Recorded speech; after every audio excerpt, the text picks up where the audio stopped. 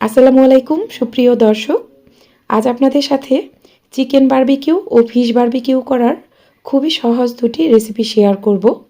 এভাবে চিকেন ও মাছের বারবিকিউ করলে খেতে খুবই ভালো লাগে। হাতের কাছে বারবিকিউ স্ট্যান্ড না থাকলে খুব সহজভাবে কিভাবে এই বারবিকিউগুলো করে নেওয়া যাবে সেই প্রসেসটাও আমি ভিডিও দুটির মাঝে বলে দিব। আপনারা অবশ্যই ভিডিওটি শুরু থেকে শেষ পর্যন্ত দেখবেন। এই বারবিকিউ রেসিপিগুলো তৈরি করতে আমি এখানে অনেক দামি দামি কোনো মশলা ব্যবহার করব না। আমার ভিডিও ফলো করে আপনারা এই রেসিপি দুটি বাসায় একবার ট্রাই করলেই বুঝতে পারবেন এই বারবিকিউ চিকেন ও ফিশ বারবিকিউ খেতে কতটা মজার হয়।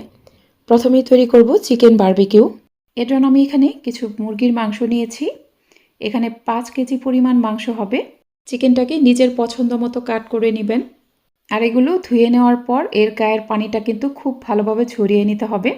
খেয়াল রাখবেন চিকেনের গায়ে যেন কোনো পানি অবশিষ্ট না থাকে। পানিটাকে খুব ভালোভাবে ঝরিয়ে নেবেন। প্রত্যেকটা চিকেনের পিসকে আমি এরকম ডিপ কাট করে নিয়েছি। অবশ্যই এটা ভেতর পর্যন্ত ভালোভাবে কাটবেন, তাহলে এর ভেতরে মশলাটা খুব ভালোভাবে ঢুকে যাবে। চিকেনটাকে ম্যারিনেট করার জন্য প্রথমে এখানে দিয়ে দিলাম 1 কাপ পরিমাণ টক দই। দইয়ের গায়ের পানিটা ভালোভাবে ঝরিয়ে নিতে হবে। এখানে 5 কেজি চিকেনের জন্য দিয়ে দিলাম 3 টেবিল চামচ পরিমাণ আদা বাটা। এরপর দিয়ে দিলাম 3 টেবিল চামচ পরিমাণ রসুন বাটা। পেঁয়াজ বাটা দিয়ে দিলাম 4 টেবিল চামচ পরিমাণ। আজকের এই চিকেন বারবিকিউ তৈরি করার জন্য আমি এখানে রাঁধুনি রেডিমিক্স বারবিকিউ মশলা নিয়েছি। আপনারা এই মশলাটি যে কোনো মুদি দোকানে অথবা সুপার শপে পেয়ে যাবেন। এখানে বারবিকিউ সস দেওয়ার কোনো প্রয়োজন নেই। এই বারবিকিউ মশলা দিলেই কিন্তু এই চিকেনটা খেতে অনেক ভালো লাগবে। পুরোটা মশলা এখানে দেওয়া যাবে না। আমি এখানে 5 কেজি মুরগির জন্য দিয়ে দিব 2 টেবিল চামচ পরিমাণ বারবিকিউ মশলা। এরপর দিয়ে দিলাম 2 টেবিল চামচ পরিমাণ কাবাব মশলা। অবশ্যই এখানে বারবিকিউ মশলা 2 টেবিল চামচ ও কাবাব মশলা 2 টেবিল চামচ ব্যবহার করবেন। আর হাতের কাছে কাবাব মশলা না থাকলে এখানে 4 টেবিল চামচ পরিমাণ বারবিকিউ মশলা দিয়ে দিবেন। তবে বারবিকিউ ও কাবাব মশলা দুটো সমপরিমাণ ব্যবহার করলেই কিন্তু এই চিকেনটা খেতে অনেক বেশি টেস্টি হয়। এবার দিয়ে দিলাম 2 টেবিল চামচ পরিমাণ মরিচের গুঁড়া। ভাজা জিরার গুঁড়া দিয়ে দিলাম প্রায় 1 টেবিল চামচ পরিমাণ। এবার এখানে দিয়ে দিব 5 টেবিল চামচ পরিমাণ টমেটো সস। এখানে 5 কেজি মাংসের জন্য দিয়ে দিলাম 5 টেবিল চামচ পরিমাণ টমেটো সস। আপনারা এখানে সব কিছুই মেপে মেপে দিবেন, তাহলে চিকেনের স্বাদটা একদম পারফেক্ট হবে। এবার দিয়ে দিলাম 3 টেবিল চামচের মতো সয়া সস। জলপাইয়ের টক ঝাল মিষ্টি আচার দিয়ে দিব 3 থেকে 4 চা চামচের মতো। 5 কেজি মাংসের জন্য এখানে প্রায় 5 টেবিল চামচ পরিমাণ লেবুর রস দিয়ে দিলাম। এখানে চিনি দিয়ে দিলাম প্রায় 3 চা চামচের মতো। এ পর্যায়ে এখানে স্বাদ মতো লবণ দিয়ে দিলাম। পরবর্তীতে চিকেনটা মেখে নেওয়ার সময় লবণটা টেস্ট করে নিতে হবে। এখানে লবণটা বেশি হয়ে গেলেও কিন্তু খেতে ভালো লাগবে না, আবার লবণটা কম হলেও কিন্তু খেতে ভালো লাগবে না। অবশ্যই লবণটা পারফেক্ট হতে হবে। আর এখানে টমেটো সস ও সয়া সস দেওয়া হয়েছে। এই সসগুলোর মাঝে কিন্তু লবণ থাকে, তাই এই পর্যায়ে লবণটা একটু কম দিলাম। পরবর্তীতে প্রয়োজন মনে হলে কিছুটা লবণ অ্যাড করা যাবে। এবার দিয়ে দিলাম প্রায় হাফ কাপ পরিমাণ সরিষার তেল। সমস্ত মশলাই হাতের সাহায্যে খুব ভালোভাবে মেখে নিতে হবে। মশলাগুলোকে খুব ভালোভাবে মেখে নিয়েছি। এবার চিকেনের পিসের সাথে মশলাগুলোকে খুব ভালোভাবে লাগিয়ে নিতে হবে। এই চিকেনের সাথে মশলাগুলো খুব ভালোভাবে মেখে নিয়েছি। এবার এটা রেস্টে রাখতে হবে প্রায় 3 ঘন্টার মতো। হাতে সময় কম থাকলে এটা কমপক্ষে 2 ঘন্টার মতো রেস্টে রাখতে হবে। আর পাত্রটা অবশ্যই ঢেকে রাখবেন, নাহলে চিকেনগুলো উপর থেকে ড্রাই হয়ে যাবে। আমি নর্মাল তাপমাত্রায় চিকেনটাকে 3 ঘন্টার মতো রেস্টে রাখবো। তো ফিরে আসছি 3 ঘন্টা পর।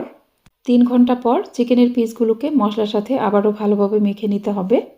এ পর্যায়ে প্রত্যেকটা চিকেনের পিসের সাথে মশলাটা খুব ভালোভাবে লাগিয়ে নিতে হবে। খেয়াল রাখবেন কোনো অংশেই যেন মশলাটা লাগানো বাকি না থাকে। এদিকে বারবিকিউ স্ট্যান্ডের ভেতর একটু বেশি পরিমাণে কয়লা ভালোভাবে জ্বালিয়ে নিয়েছি। চেষ্টা করবেন কয়লাটাকে খুব ভালোভাবে জ্বালিয়ে নিতে। স্ট্যান্ডের ভেতরে কয়লাগুলো চারপাশে সমানভাবে ছড়িয়ে দেবেন, তাহলে প্রত্যেকটা চিকেন পারফেক্টভাবে কুক হবে। কয়লাগুলো গরম হয়ে যাওয়ার পর এই স্ট্যান্ডের উপরে ভালোভাবে সরিষার তেল ব্রাশ করে নিতে হবে।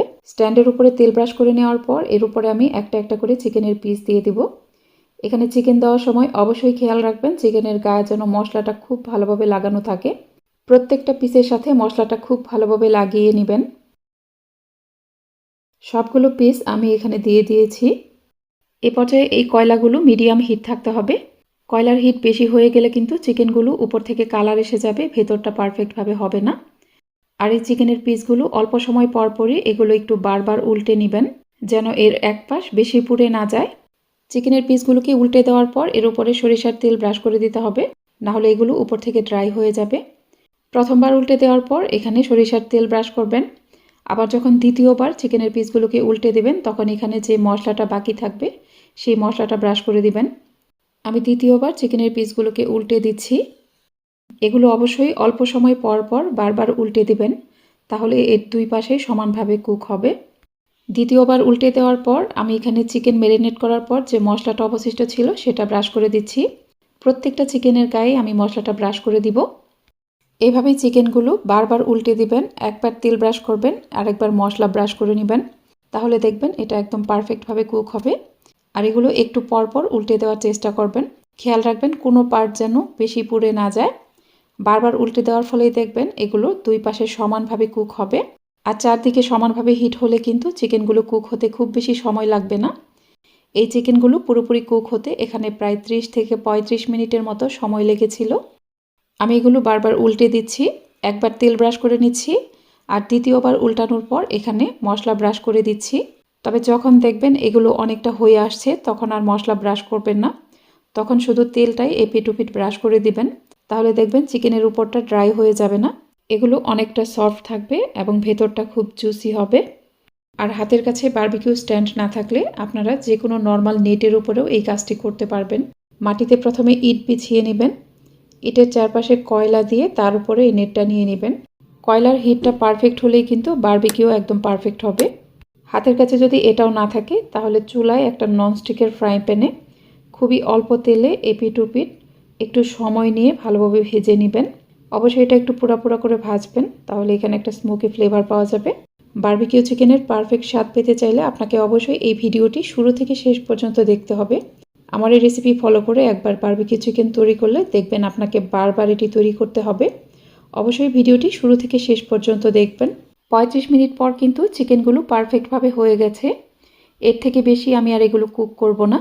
চিকেনের পিসগুলো এরকম একটু সফট থাকা অবস্থায় এগুলো উঠিয়ে নিব। সবগুলো পিস উঠিয়ে নেওয়ার পর আমি এগুলো আপনাদের সার্ভ করে দেখিয়ে দিব।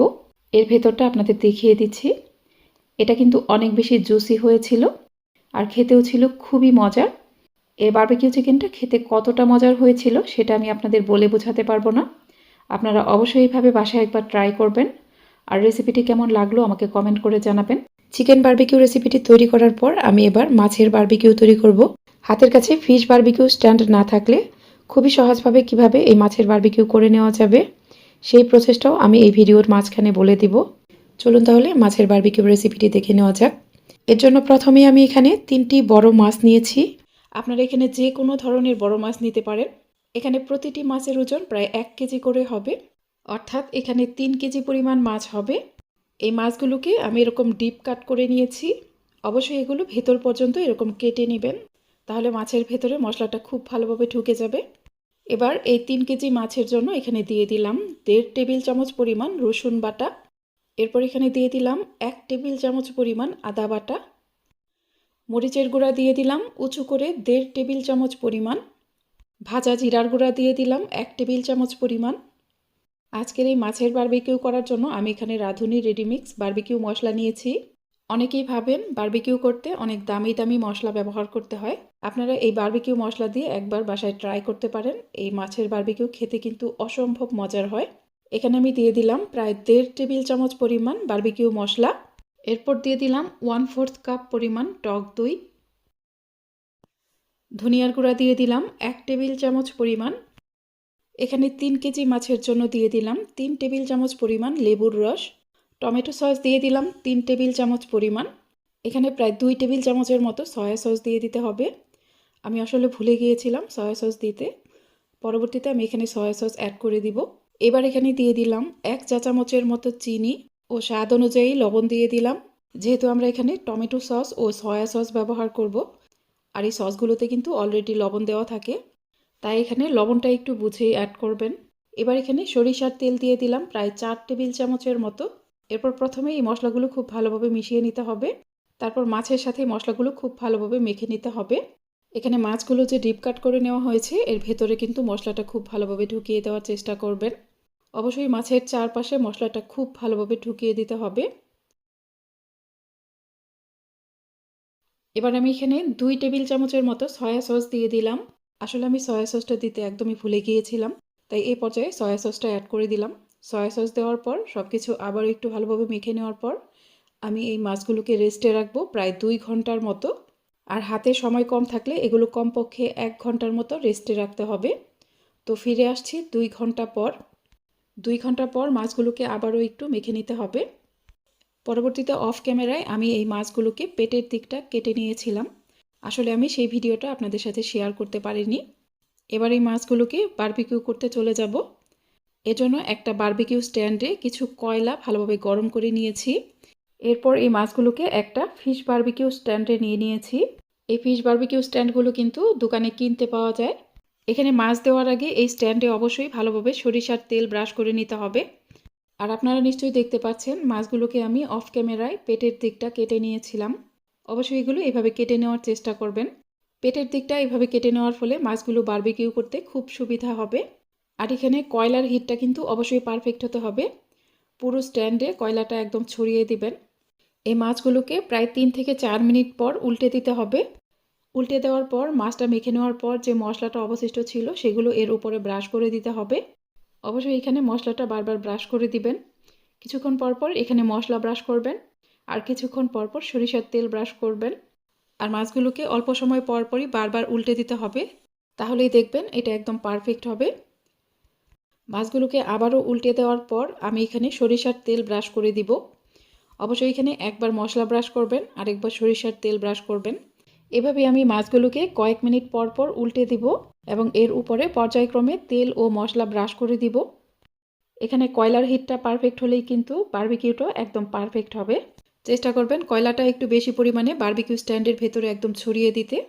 কয়লাটা চারপাশে সমানভাবে ছড়িয়ে দেওয়ার ফলেই কিন্তু বারবিকিউটা খুব সুন্দরভাবে হয়ে যাবে। দর্শক, এ পর্যায়ে আপনাদের কাছে আমার একটা অনুরোধ, যারা এখনও আমার ইউটিউব চ্যানেলটিকে সাবস্ক্রাইব করেননি তারা প্লিজ আমার চ্যানেলটিকে সাবস্ক্রাইব করে পাশে থাকা অল লেখা বাটনটাতে ক্লিক করে দিবেন। আর যারা ভিডিওটি ফেসবুক থেকে দেখছেন তারা অবশ্যই আমার ফেসবুক পেজটিকে লাইক ও ফলো দিয়ে রাখবেন। আর আপনারা অবশ্যই ভিডিওটিকে বেশি বেশি শেয়ার করে অন্যদেরকেও দেখার সুযোগ করে দিবেন। দেখুন মাছগুলোকে কিছুক্ষণ পর পর উল্টে পাল্টে দেওয়ার পর এগুলো কিন্তু প্রায় হয়ে গেছে। এ পর্যায়ে আমি এখানে আর মশলা ব্রাশ করব না, পর্যায়ে আমি এখানে শুধু তেলটাই ব্রাশ করে দিব। অবশ্যই এখানে সরিষার তেলটাই ব্রাশ করবেন।